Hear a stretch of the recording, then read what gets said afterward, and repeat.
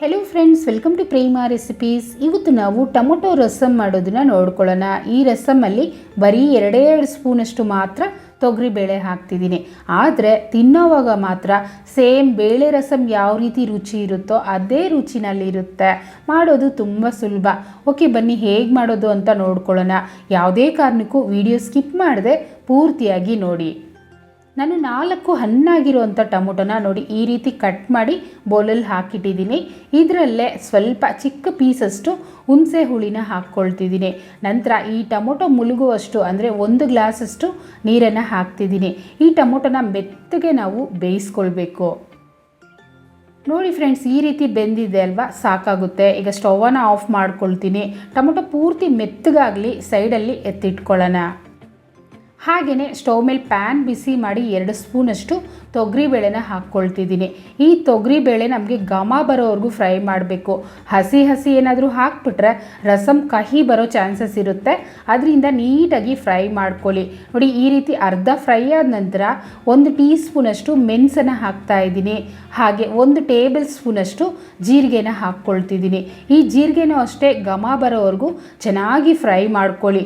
ಈ ರೀತಿ ಫ್ರೈ ಮಾಡಿ ರಸಮ್ ಮಾಡಿಕೊಂಡ್ರೆ ಮನೆ ಪೂರ್ತಿ ಘಮ ಬರ್ತಾ ಇರುತ್ತೆ. ರಸಮ್ ಮಾಡೋವಾಗಂತೂ ನಾವು ನೋಡಿ ಫ್ರೈ ಆಯಿತು. ಇದು ಪೂರ್ತಿ ತಣ್ಣಗಾದ ನಂತರ ಗ್ರೈಂಡ್ ಮಾಡ್ಕೊಳ್ಳೋಣ.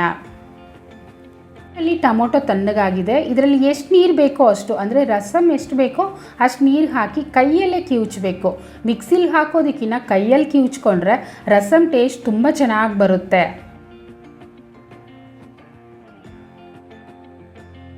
ನೋಡಿ, ಇದರಲ್ಲಿ ಮೇಲ್ಮೇಲೆ ಟೊಮೊಟೊ ಸಿಪ್ಪೆ ಇದೆಯಲ್ವ, ಅದನ್ನು ತೆಗೆದುಬಿಡೋಣ.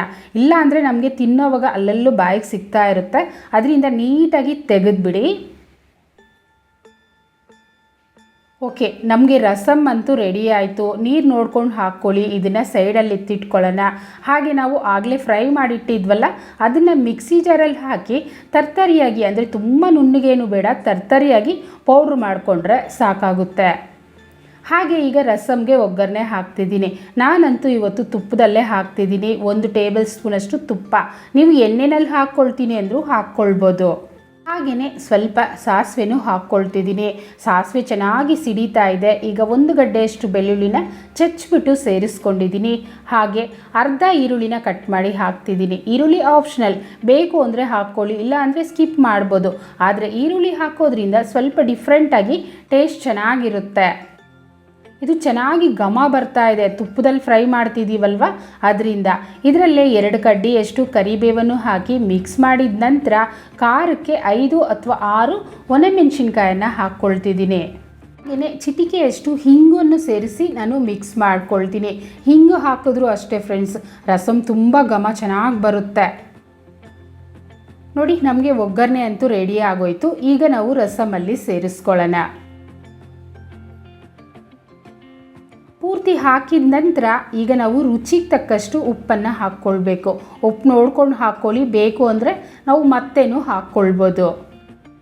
ಹಾಗೆಯೇ ಚಿಟಿಕೆಯಷ್ಟು ಅರಿಶಿನ ಹಾಕ್ಕೊಳ್ತೀನಿ. ನಂತರ ನಾವು ಪೌಡ್ರ್ ಮಾಡಿಟ್ಟಿದ್ವಲ್ಲ ರಸಮ್ ಪೌಡರ್, ಅದನ್ನು ಸೇರಿಸ್ಕೊಳ್ತೀನಿ. ಅಂದರೆ ನಿಮಗೆ ಇಷ್ಟೊಂದು ಬೇಡ ಅಂದರೆ ಸ್ವಲ್ಪ ತೆಗೆದಿಟ್ಕೊಳ್ಬೋದು. ತೆಗೆದಿಟ್ಟು ನೀವು ಫ್ರಿಜ್ಜಲ್ಲಿಟ್ಟು 3 ತಿಂಗಳವರೆಗೂ ಈ ಪೌಡರನ್ನು ಬಳಸ್ಬೋದು. ಯಾವುದೇ ಕಾರಣಕ್ಕೂ ಕೆಡೋದಿಲ್ಲ.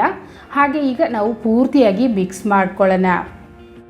ಈ ರೀತಿ ತೊಗರಿಬೇಳೆನ ಪೌಡ್ರ್ ಮಾಡಿ ಹಾಕಿರೋದ್ರಿಂದ ಸೇಮ್ ಬೇಳೆ ರಸಮ್ ಯಾವ ರೀತಿ ರುಚಿ ಇರುತ್ತೋ ಅದೇ ರೀತಿ ರುಚಿನಲ್ಲಿರುತ್ತೆ. ಈಗ ಈ ರಸಮ್ಮು ಒಂದೇ ಒಂದು ಕುದಿ ಮಾತ್ರ ಬರಬೇಕು. ಹೆಚ್ಚಿಗೆ ಬಂದರೆ ಕಹಿ ಬಂದ್ಬಿಡುತ್ತೆ ರಸಮ್ಮು. ಇದನ್ನು ನೆನಪಲ್ಲಿ ಇಟ್ಕೊಳ್ಳಿ. ನೋಡಿದ್ರಲ್ಲ, ಇನ್ನೇನು ಕುದಿಯೋಕ್ಕೆ ಸ್ಟಾರ್ಟ್ ಆಗ್ತಾ ಇದೆ. ನಾನು ಸ್ಟವನ್ನು ಆಫ್ ಮಾಡಿಬಿಡ್ತೀನಿ. ಇಷ್ಟೇ ಫ್ರೆಂಡ್ಸ್. ಇದರಲ್ಲಿ ಫ್ರೆಶ್ ಆಗಿರೋವಂಥ ಕೊತ್ತಂಬರಿ ಸೊಪ್ಪು ಸ್ವಲ್ಪ ಹಾಕಿ ಮಿಕ್ಸ್ ಮಾಡ್ಕೊಂಬಿಟ್ರೆ ರುಚಿಯಾದಂಥ ರಸಮ್ ರೆಡಿ ಆಗೋಯಿತು. ಇದಕ್ಕೆ ನಾವು ಬೇಳೆ ಬೇಯಿಸಬೇಕು ಅಂತಲೇ ಏನೂ ಇಲ್ಲ. ಫಟ್ ಅಂತ ಯಾವಾಗ ಬೇಕು ಅಂದರೂ ಆವಾಗ 10 ನಿಮಿಷದಲ್ಲಿ ರಸಮನ್ನು ಮಾಡ್ಕೊಳ್ಬೋದು. ಮಕ್ಕಳಿಗೆ ಕೊಡೋದಾದರೆ ಇನ್ನೂ ಸ್ವಲ್ಪ ತುಪ್ಪನ ಹಾಕ್ಬಿಟ್ಟು ಕೊಡಿ, ತಟ್ಟೆ ಪೂರ್ತಿ ಖಾಲಿ ಮಾಡಿಬಿಡ್ತಾರೆ. ಓಕೆನಾ? ಇದೇ ರೀತಿ ನೀವು ಸಹ ಮನೇಲಿ ಟ್ರೈ ಮಾಡಿ. ಹೇಗೆ ಬಂತು ಅಂತ ನನಗೆ ಕಮೆಂಟ್ ಮಾಡಿ. ಮತ್ತು ಲೈಕ್ ಮಾಡಿ, ಶೇರ್ ಮಾಡಿ. ಚಾನಲ್ನ ಸಬ್ಸ್ಕ್ರೈಬ್ ಮಾಡಲಿಲ್ಲ ಅಂದರೆ ಮೊದಲನೇದಾಗಿ ಚಾನಲ್ನ ಸಬ್ಸ್ಕ್ರೈಬ್ ಮಾಡ್ಕೊಳ್ಳಿ. Thanks for watching.